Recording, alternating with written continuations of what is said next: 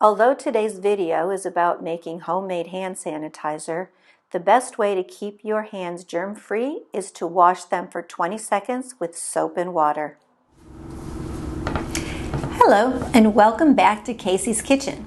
Today I'm going to show you a quick and easy recipe for making your own homemade hand sanitizer. Now, all the stores are selling out of hand sanitizer and people are fighting over hand sanitizer, and it's so simple to make at home. And anything that you need, if you don't already have it in your house, you can easily order it from Amazon or Desert Cart or wherever you need to get it. So the ingredients for this homemade hand sanitizer are also very simple. There's going to be isopropyl alcohol, and the important thing to remember about the alcohol is it needs to be at least 60% alcohol. The one that I'm using today is 70%. If you get into a bind and you really need the hand sanitizer, you can use vodka. Yes, I said vodka. It also is a disinfectant and it will kill germs. However, most vodkas are 80 proof, which means they are 40% alcohol. So if you are going to use that, you're going to have to use a little bit more, and it's not going to be as effective. But it will do in a pinch. If there's nothing else, it will do. Okay? Then we're going to use aloe vera gel. I'm going to show you a recipe that you're going to make today that uses store-bought aloe vera gel. It's 99.9%, and the one I'm using is organic. However, I made this bottle with fresh, natural aloe vera out of my garden. This is a baby aloe vera that's just growing in the house, and when it gets a little bit bigger, I'll put it out in the garden. To make your own with natural aloe vera, you're going to use for a half a cup, you're going to use about 3 leaves that are this size. They're 6 inches or 10 centimeters. So 3 of these this size will make about 1 ounce of liquid. So what you'll do with these is you'll peel the skin off, and be very careful that you take just a little bit, just the skin and not much of the meat. And when you cut it, be sure to let it stand up on end so the cut part is in the container for 3 to 5 minutes, because with aloe vera there is a yellow substance that will leak out of the leaf for a couple of minutes, and you don't want to use that. It's yellow and it's not very nice. It's very sticky and icky. So let it drain for 3 to 5 minutes, and then you can start to peel your aloe vera leaf, and you'll just measure it and put it in the blender and blend it up just like we're going to do with the gel. One thing I will say about using the fresh aloe vera, it does have more of a tendency to separate from the alcohol. So before you use it, you'll need to mix it up a lot. Okay? All right. So let's get started. So what we're going to need, along with the alcohol and aloe vera, it's not required, but I add it to mine. I add 5 drops of vitamin E oil. The vitamin E, especially if you're going to use fresh aloe vera, acts as a preservative. So it's very good for that. Also, vitamin E has a lot of other really good healing properties, and it's very good for your skin as well. You can use liquid vitamin E, or if you have vitamin E capsules, you can just pinhole the bottom of it and squeeze 5 drops in, and then just take the rest of the capsule. Okay? Also, I'm going to be adding tea tree and lavender oil, 5 drops of each of those as well, for added antiviral, antibacterial, and antiseptic properties. Okay, so now we're going to get started. We're going to use a plunge blender if you have one. You can use a hand mixer if you don't have a a plunge blender. A plunge blender, however, does work best. And if you have a narrow opening glass container, it's best, because if you're using an open mixing bowl and you put this blender inside, the material is going to go everywhere. Okay? So something that has a narrow opening is best. All right, so, and you need a funnel for getting your mixture into the bottle. So let's begin. Okay, so first we're going to add 3 ounces of alcohol. Again, I'm using isopropyl alcohol, which is rubbing alcohol. And I also want to say something about the alcohol.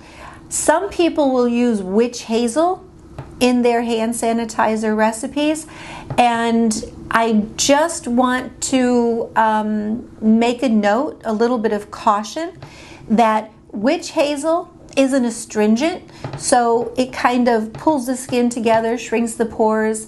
It's a wonderful face toner.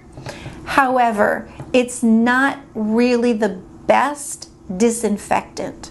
So you're much better off, much safer, using alcohol. Okay? All right, so now we're going to add in our aloe vera gel. Just simple. Use a little spatula. Make sure you get out as much as possible. Yeah, there we go. Very good. All right. Okay. Great. All right. Okay. And now we're going to add 5 drops of vitamin E oil, either liquid from the bottle or out of a vitamin E capsule. Capsules are just fine. I use them a lot. 2, 3, 4, 5. Again, vitamin E is a really good preservative, especially if you're going to use the fresh aloe vera. And then, again, 5 drops of each of our essential oils. Lavender. 1, 2, 3, 4, 5. Okay, and another benefit of using lavender, I can smell it already, it smells wonderful, is it helps to relax us, and so helps reduce stress. And again, stress reduction is very important to allow the immune system to strengthen. Okay, and then 5 drops of tea tree. 3, 4, 5. Perfect. So now we have all of our ingredients, just like that, quick as can be. Easy peasy, right? Okay. So now we're ready to blend. And again, aloe does have a tendency to separate from liquid, especially if you're using fresh. So when you blend it, you're going to blend it for a while. So if you think it's completely blended after 1.5 minutes, blend it for another 1.5 minutes. Just be sure that it's completely blended up, okay? So also, we are going to start blending it on slow speed, and then we're going to speed it up. Okay, ready? Here we go.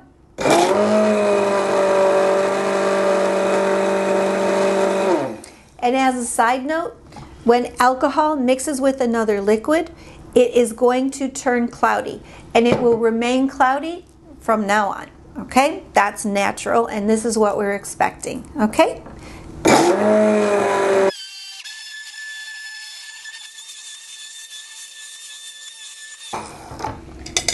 Okay, very good. Now I've blended this for about 3.5 minutes, and it's good and mixed up. All right. Okay, you can look and see, make sure it's completely blended. Then we just take our funnel, and I've saved all of my hand washing liquid containers. You can also use any of the old hand sanitizer containers that you've had before. Or because this is a little less thick than the regular store-bought hand sanitizer, if you have little glass jars, you can also, like these that you've recycled, you can fill those as well. Okay, so nicely blended. We're just going to pour it in with the funnel. There we go. Very good, very good. Yay. All right. And this is 1/2 cup, 4 ounces, right? 4 ounces or 120 milliliters. And it will last you a while because you only need a small squirt. Good. All right, there we are. Okay, now you have your very own homemade hand sanitizer. Good for you. Enjoy. If you do make this, please let me know by leaving a comment and let me know how it turns out. Also, I'm going to leave you all of the measurements or the ingredients right here. Thank you very much for joining me, and I will see you next time right here in Kasey's Kitchen. Namaste.